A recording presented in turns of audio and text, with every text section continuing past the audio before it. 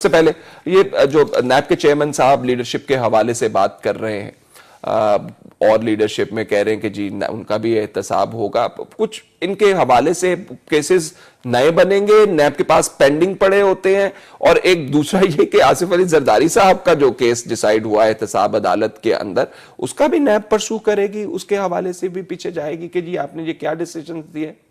देखिए, मेरा ये ख्याल है कि जो दो चीज़ें हैं इसमें, एक तो जो इनका बयान है चेयरमैन नैब का, ये मेरा ख्याल है बयान की हद तक है, वो अपने आप को बड़ा फ़हाल साबित करने की कोशिश कर रहे हैं। शायद इस वक्त उनकी कंसंट्रेशन जिस रेफरेंस के ऊपर होनी चाहिए वो तो इस्लामाबाद की अकाउंटेबिलिटी कोर्ट में चल रहा है, और उसके ऊपर उनके आने से अभी तक मुझे कोई तब्दीली नज़र नहीं आई। जो आप कह रहे हैं ये शरीफ खानदान के केसेस हैं, उसमें ना ही कोई प्रोसिक्यूटर बदले गए, ना ही कोई स्ट्रेंथन किया क्यों गया। बदले जाते प्रोसिक्यूटर? देखिए, प्रोसिक्यूशन की टीम, एक तरफ आपका डिफेंस है जहाँ पे मुल्क का बेहतरीन क्रिमिनल डिफेंस लॉयर आगे पेश हो रहा है, और आपने प्रोसिक्यूशन में चंद नामालूम प्रोसिक्यूटर रखे हुए हैं। आपको बैलेंस करना पड़ता है।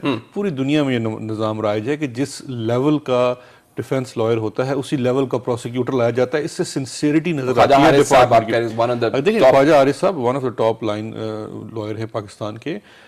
नैब की तरफ से कौन प्रोसिक्यूटर पेश हो रहे हैं, उनकी क्या प्रोसिक्यूशन स्ट्रेटजी है, वो इस इतने इंपॉर्टेंट केस के ऊपर क्या करने जा रहे हैं? एक तनख्वाहदार प्रोसिक्यूटर से आप चलाएंगे रेफरेंस? मुश्किल होगा, बहुत मुश्किल होगा।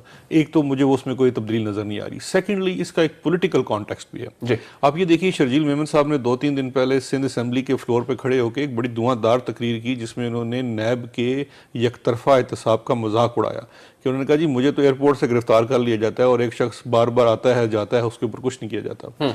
अब उसके बाद उसी पार्टी की लीडरशिप के ऊपर एक बयान जारी कर दिया जाता है चेयरमैन नैब की तरफ से कि जी इनके रेफरेंसेस के ऊपर देखा जाए और जल्दी जल्दी काम किया जाए और सब चीज़ें खोली जाए। ये इसके बड़े नेगेटिव इम्पैक्ट नज़र आते हैं। ये कोई अच्छी बात मुझे नज़र नहीं आ रही। नए चेयरमैन नैब जिनके ऊपर चूँकि उनका जुडिशरी से भी ताल्लुक़ रहा है, तो लोगों को उम्मीदें तो बहुत हैं। मेरा ये ख्याल है उनको थोड़ा सा बैलेंस रखना चाहिए।